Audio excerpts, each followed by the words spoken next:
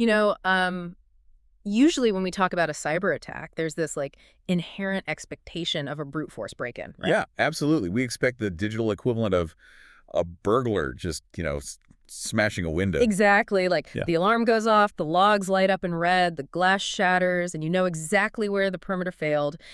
It's a loud, obvious, and I guess almost comforting binary. Like it's either broken or it's not broken. It is comforting, yeah, because we like threats to be visible.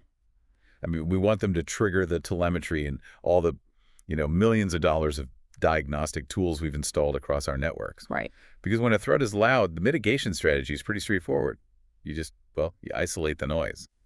But stepping into the threat intelligence of today, and today is July 2026, by the way, that expectation is just completely out the window. Oh, completely. Yeah, there are no shattered locks in the sources we're looking at today. We are looking at a diagnostic landscape that is entirely murky, and that's because attackers aren't really breaking the systems anymore. They are taking the very mechanisms we engineered for our own security and convenience, and, well, they're turning them against us. Which represents a pretty profound evolution in modern tradecraft. I mean, we are watching a deliberate shift from the exploitation of software flaws to the outright weaponization of inherent trust. Yeah. And for anyone listening to this briefing today, whether you're defending a massive global enterprise infrastructure or, you're just an independent developer managing your own code, understanding the mechanics of this shift is absolutely vital for your defense strategy. Which is exactly what this deep dive is designed to do. Yeah. We are bypassing the superficial headlines today to really understand the underlying mechanics of three major breaches that just surfaced. Right. We've got a packed board today. We really do. We are looking at an edge network device betrayed by its own hardware identity, an AI infrastructure platform hacked by a literal autonomous AI swarm, and a software supply chain turned into a dead drop for stolen credentials. It's a lot to unpack. It is. So let's start right at the perimeter of the network. We are tracking a highly sophisticated threat actor designated as UTA-0533, and they have been successfully exploiting two zero-day vulnerabilities in SonicWall secure mobile access, specifically the SMA 1000 series VPN appliances. Right. And just for context, these are the heavy-duty, enterprise-grade VPN gateways. Like, they're designed to be the hardened front door of a corporate network. The ultimate gatekeeper. Exactly. But UTA-0533 managed to bypass that front door without needing any valid credentials whatsoever. And they did it by chaining together a series of logic flaws that are, honestly, almost elegant in their simplicity. Let's break that chain down. Sure. So the attack chain begins with the attacker sending a highly specific, totally unauthenticated request to a web proxy service on the device itself. And the sources actually detail the exact parameters for this, right? Like, they spoof their browser's user agent to look like the official, I think it's the SMA Connect agent. Yep, that's right. And then they include a specific URI parameter, a BMID, that starts with Nagiss3389. But, like, what is the mechanical purpose of that exact sequence? I assume they aren't just, throwing random parameters at the proxy hoping something sticks. No, not at all. That specific combination essentially confuses the appliance's internal routing logic. Okay, how so? Well, the web proxy looks at the headers, sees that user agent, and just assumes this is a trusted internal communication from its own management software. So it establishes a WebSocket tunnel directly to the device's localhost services. Wait, so it takes an external, completely untrusted connection from the internet and just seamlessly bridges it to the internal trusted network of the appliance itself. Exactly. Just like that, they've bypassed all the external-facing security checks. Wow. Yeah.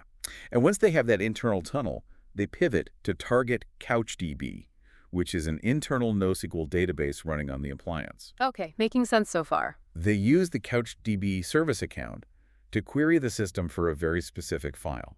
It's the local hardware identifier file, which stores the device's product UUID. Okay, this is the part of the attack that I feel completely changes how we have to think about hardware security. Why on earth does an attacker care about a random string of characters identifying the physical hardware? Like, it's just a serial number. Because the vendor made a pretty fateful design decision here. You see, to prevent every single appliance from shipping with the exact same default administrative password. Which we all know is a terrible practice. Admin is a nightmare. Right, exactly. So to avoid that, they designed a system where the basic authentication password for the SMA control service is actually mathematically derived directly from that hardware UUID. Oh, I see. So if you possess the UUID, you can basically just generate the master password for the control surface. Which, I mean, that would be fine, assuming the UUID is treated like a highly guarded cryptographic secret, right? But the sources show that this specific hardware identifier file, the one at sysclass mid-productuid, is world-readable on the Linux system. Yep. World readable. So any unprivileged process, like that CouchDB service account the attacker is manipulating, can just open the file and read it in plain text. That's the kicker. I mean, that is literally like a bank installing a state-of-the-art billion-dollar vault, but leaving the master combination written on a sticky note on the front door for anyone walking by to read. Yeah, the perfect analogy. And once the attacker reads that public sticky note, they generate the password, bypass authentication entirely, and then they trigger a path traversal flaw. This is CVE 2026-15410, right? The Yeah. 7.2 CVSS one. That's the one. It's in a workflow called remove hotfix. And a path traversal basically means they use specific characters, like the .. characters, in their commands to escape the restricted directory they're supposed to be in. Which lets them out into the wider system. Exactly, allowing them to execute code at the root level of the operating system. They own the box at that point. I want to focus on a really strange caveat in the threat intelligence here, though. This UID vulnerability only impacts the physical SonicWall appliances. Like, the virtual cloud-based appliances are entirely immune to this specific chain. Yeah, it's fascinating. We have spent over a decade operating under this assumption that physical on-premise hardware, like iron that you can actually touch in a rack, is the gold standard for security, and that virtual cloud-based instances are inherently riskier.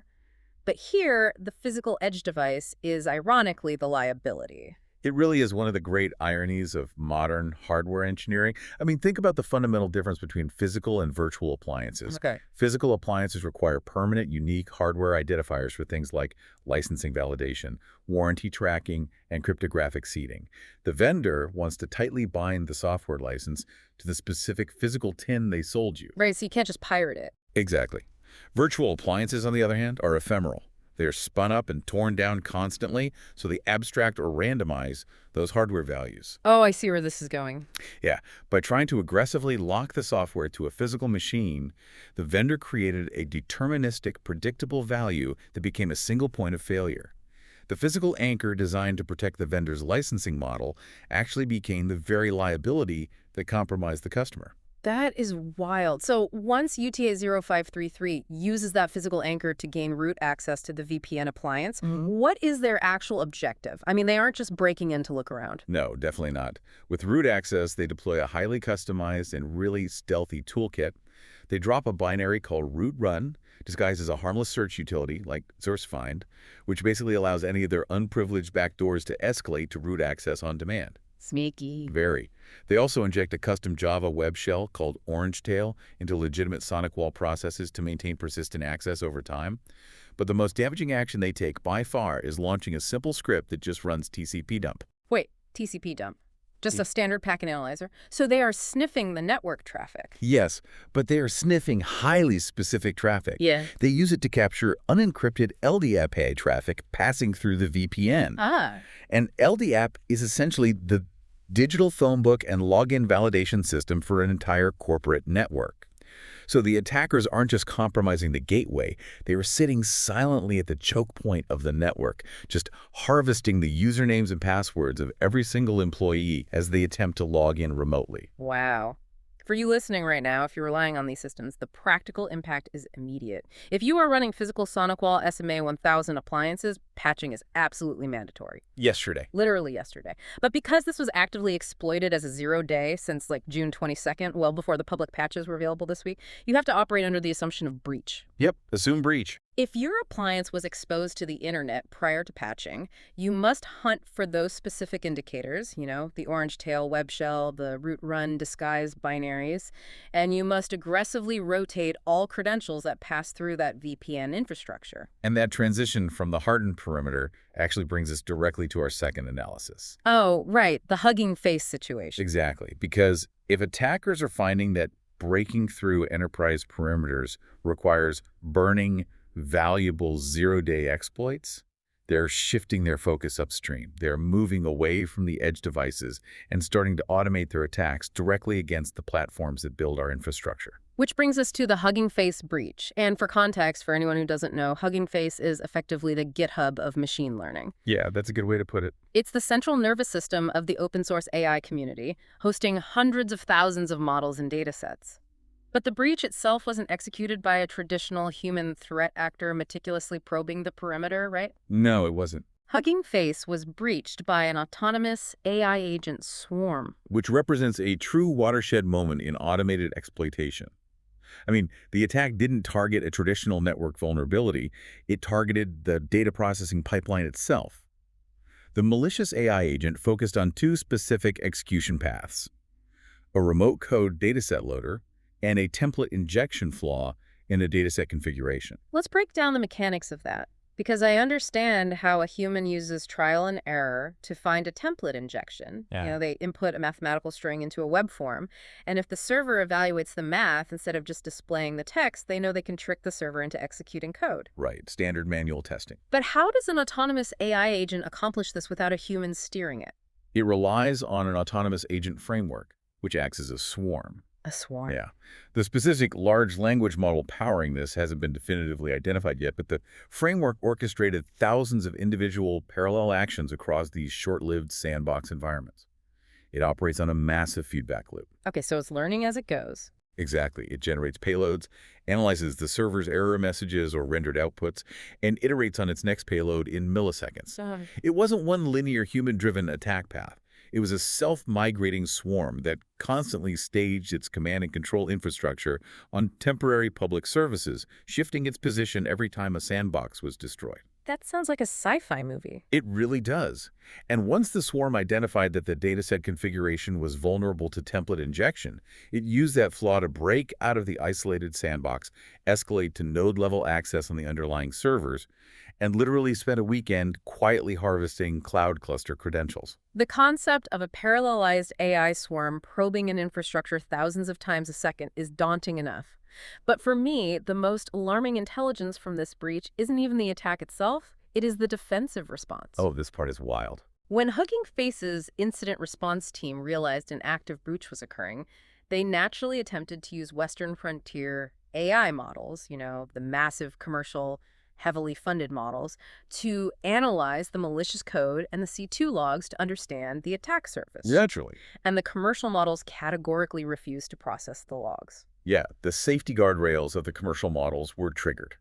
Because the incident response logs contained actual exploit code and malicious artifacts generated by the attacking swarm, the commercial AI models flagged the data as a violation of their safety policies and just refused to analyze it. I mean, that is a staggering defensive handicap. It's like deploying a state-of-the-art bomb disposal robot to an active threat. But the manufacturer programmed the robot to immediately shut down if it detects explosives, because explosives are deemed unsafe to handle. That's exactly what it's like. It forces the human operators to walk up and defuse the threat by hand. We are relying on these advanced commercial models to be the ultimate analytical tools, but they are architected to basically blind themselves to active threats. How can defenders possibly keep up? Well, it exposes a fundamental flaw in how we are designing AI safety right now. Commercial models are heavily aligned to effuse anything that even remotely resembles an exploit, primarily because the vendors are, they're terrified of liability and reputational damage if their models are used to generate attacks. Sure, PR nightmare. Right. But an incident response team inherently requires a tool capable of ingesting, understanding, and deconstructing live exploits. Because the commercial models locked them out, Hugging Face's forensic team was forced to pivot completely. What did they do? They had to abandon the commercial models and utilize a Chinese open-weight model, specifically Z.AI's GLM 5.2, just to conduct their forensic analysis. Wait, really? Yeah, because that specific model lacked the restrictive Western guardrails. So the defenders had to actively seek out unrestricted foreign models just to gain visibility into their own breached network. That is... Wow. It's a huge wake-up call. Yeah. Which leaves us with a critical operational takeaway for defenders. The era of relying exclusively on cloud-based commercial AI models for your security operations center is a massive risk. Absolutely. You must provision a highly capable, vetted, self-hosted, and unrestricted AI model on your own infrastructure prior to an incident occurring. You cannot afford to suffer a guardrail lockout during a live firefight. And I imagine keeping it local is better for data privacy too, right? Exactly.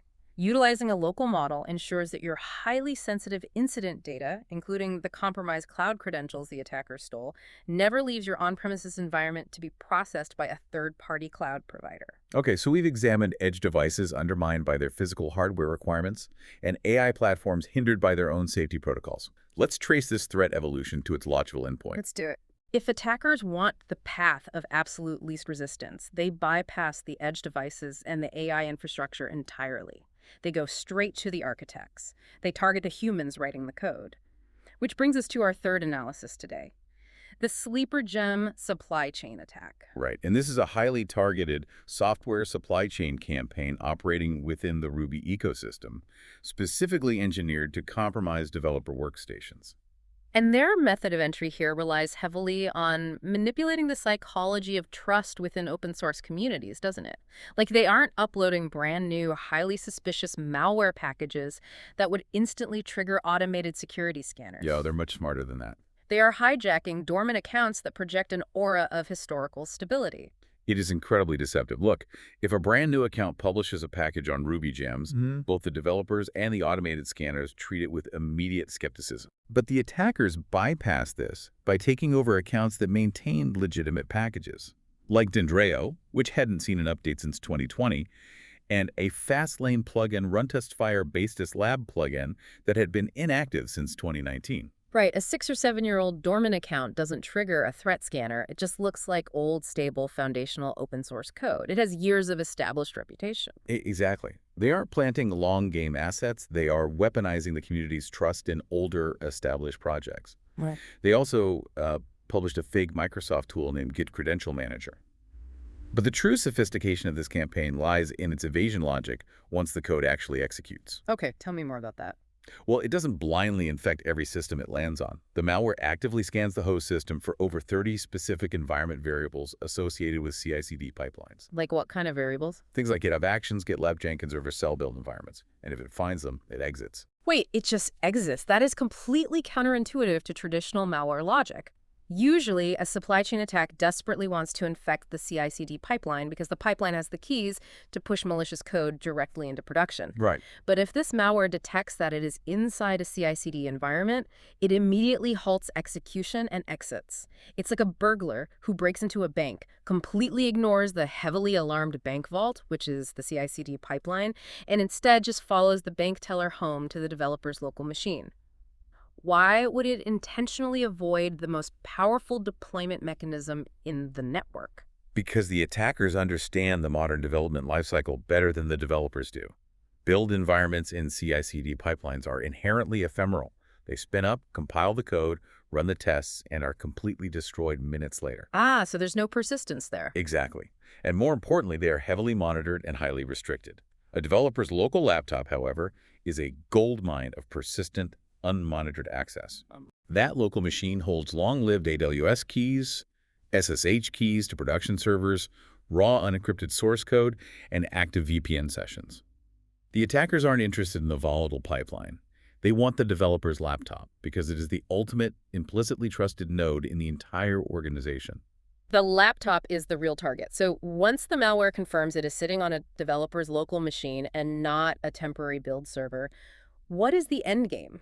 How does it establish persistence without triggering local endpoint protection? The persistence mechanisms actually exploit the cultural habits of developers. Typical. It downloads a native binary and a shell script from a public ForJoJo instance. It establishes itself as a background daemon hidden in the local shared GCM directory. GCM so deliberately mimicking the legitimate Git credential manager so developers just ignore it in their process lists. Exactly. It hooks into systemed and cron jobs.